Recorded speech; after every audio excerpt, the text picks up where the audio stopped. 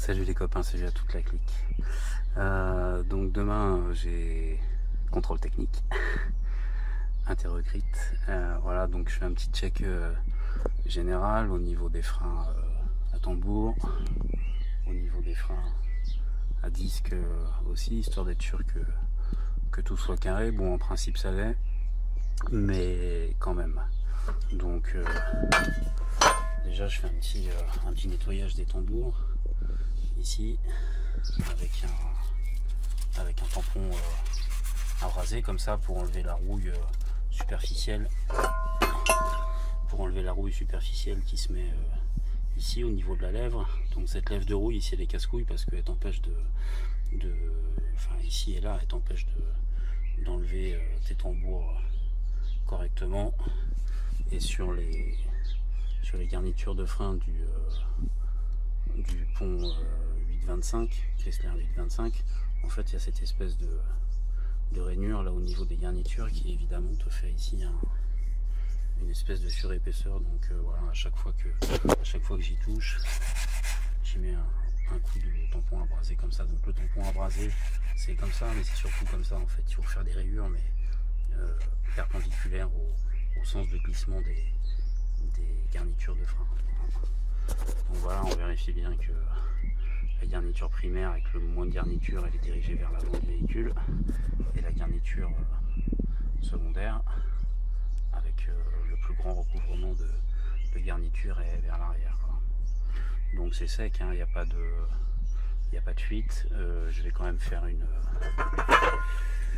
purge, une petite purge quoi, avec ce merdier là.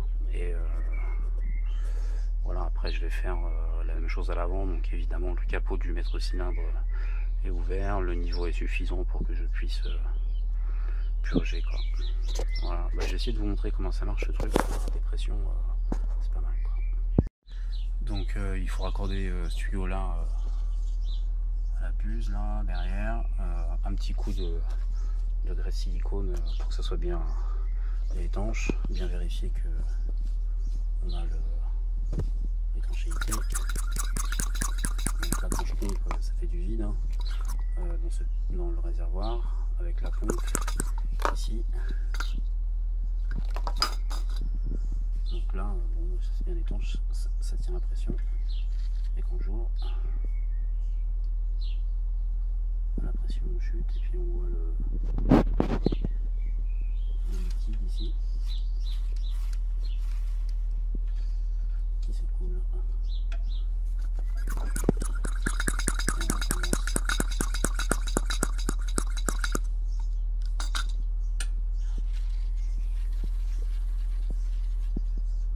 Bon, je vais vérifier qu'il y ait bien toujours du liquide de frein dans le bocal. Donc purge des freins, nettoyage des tambours, et voilà, il y a un truc que je fais régulièrement sur mes disques parce que toujours pareil, ici il y a une lèvre de rouille qui a tendance à se créer. Quand tu roules dans les bourbiers, il y a des cailloux qui se mettent entre le flasque anti-poussière et le disque, et ça te fait des sillons. Bon, celui-là il n'est pas trop marqué, mais l'autre c'est beaucoup plus. Et en fait voilà, la surface elle a des fois tendance à s'user à cause de la boue, à cause de tout ça, pas forcément correctement. Donc régulièrement je mets un coup de ponceuse excentrique sur mes disques pour remettre la surface propre. Et voilà, donc bon, ça va faire du bruit.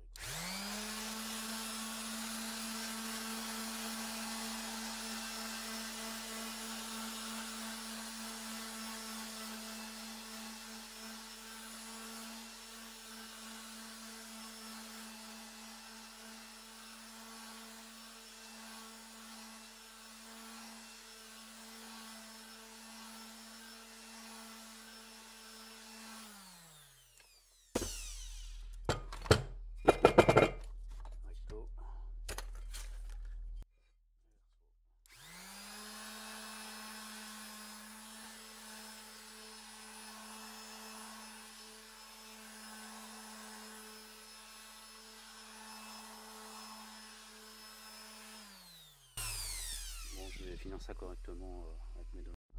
Donc ponçage, après un bon dégraissage à l'acétone.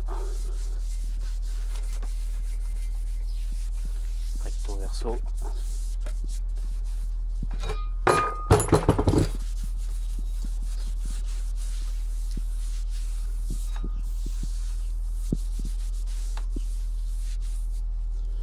Et voilà. Donc voilà, beau disque tout neuf, bien rayé, parfait. Donc sur le Cherokee, si vous avez un Cherokee, je vous invite à regarder, à le vérifier, mais en fait là ici où les plaquettes de frein appuient, ouais, elles sont montées clac, clac, comme ça. Donc là où il y a les deux ergots qui appuient, bah en fait ici avec les années ça a tendance à attaquer le métal et ça creuse une cuvette, une petite cuvette assez importante.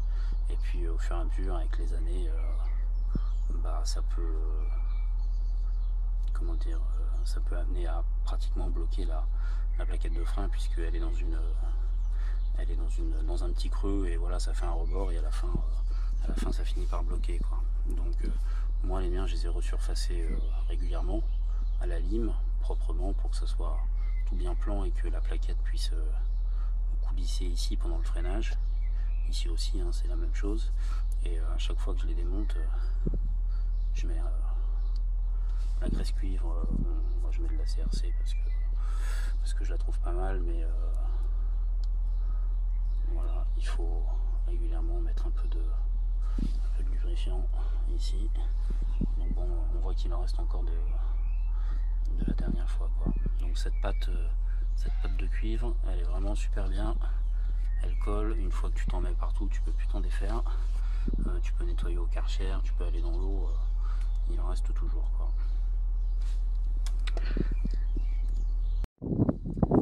Donc voilà, tout est remonté sur les Cherokee.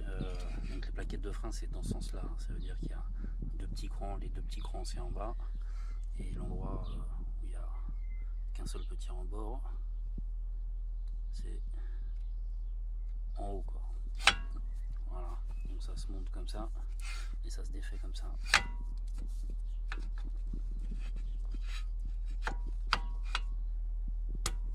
Voilà.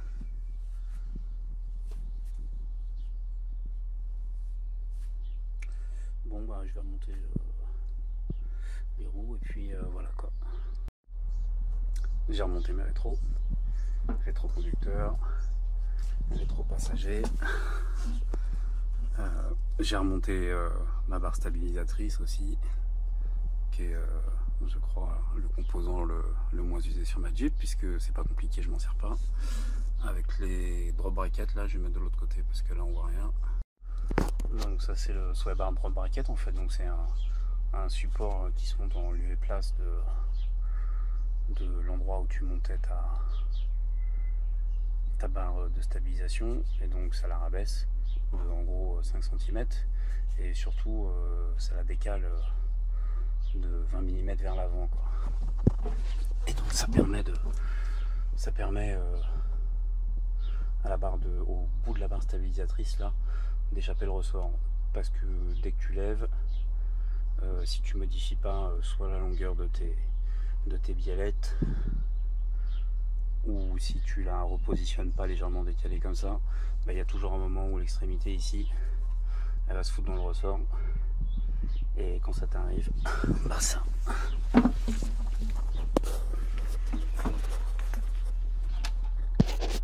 fait ça, tu pètes le col de cygne, et après il faut le ressouder. Voilà, ça marche. Donc voilà, rétroviseur. Donc demain je vais passer au contrôle technique. Ça fait au moins 10 fois que je le dis, mais c'est pas grave. Donc voilà, je vais essayer de me pointer avec une taille de pneu qui soit réglementaire, pour éviter de me faire allumer avec des pneus genre comme ça, quoi.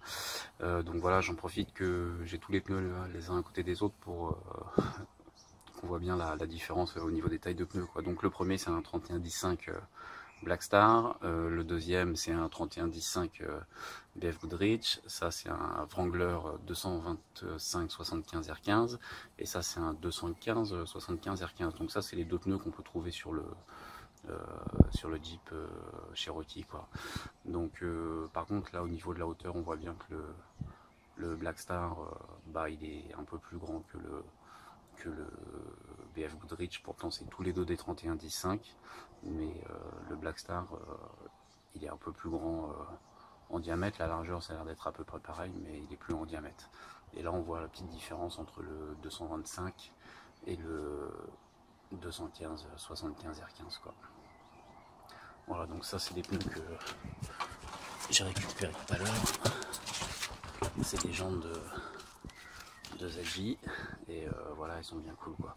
Donc je vais enfin pouvoir rouler sur la route, j'espère assez vite avec mon Cherokee quoi.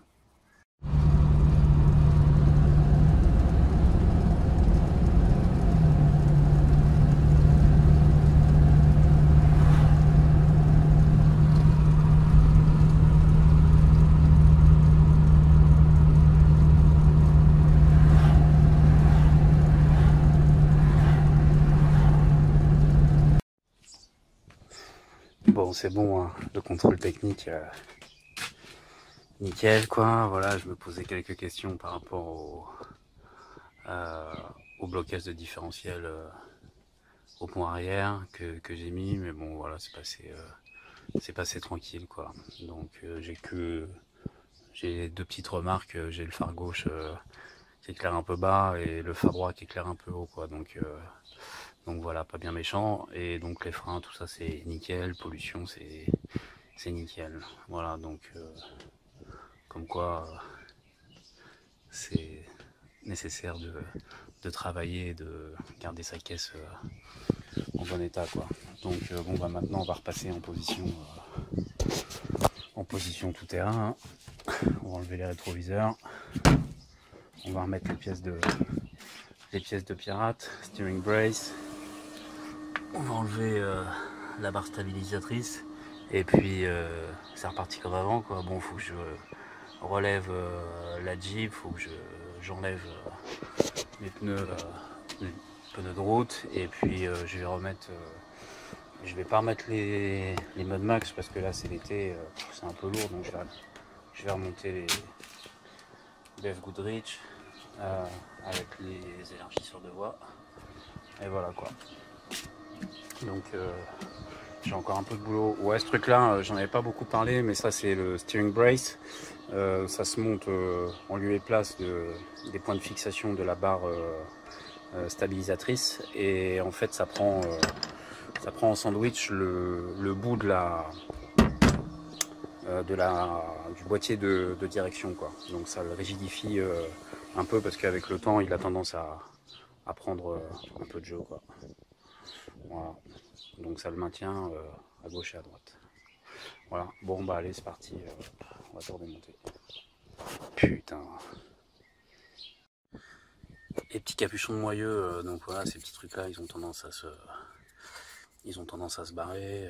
L'eau aussi elle a tendance à rentrer parce que c'est pas étanche. Donc j'ai trouvé une petite astuce, c'est de mettre du RTV en fait ici là. Je leur fais un joint de RTV comme ça. Donc ça évite qu'ils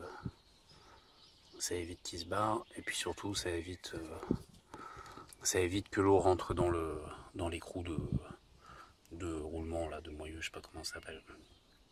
Et donc sur mes roues Mud Max, j'ai fait ça, et quand tu défais la roue, bah l'écrou il reste nickel quoi. Donc voilà, ça c'est une bonne petite astuce pour éviter de perdre ces petits capuchons. Bon, c'est pas super esthétique parce qu'après le RTV ressort, mais bon, on s'en branle quoi. Et voilà, un petit coup avec le doigt par dessus et pop pop pop, c'est nickel quoi. Bon, j'ai remonté mes 4 pneus BF Goodrich. J'ai déposé la barre stabilisatrice. putain c'est long quoi, hein, il fait chaud. C'est dur quoi. Voilà, donc ça c'est le sway bar relocation bracket avec le biellette. Voilà. Bon maintenant, je vais remonter le renfort pour la colonne de direction. Et après c'est bon, j'ai retrouvé ma type quoi.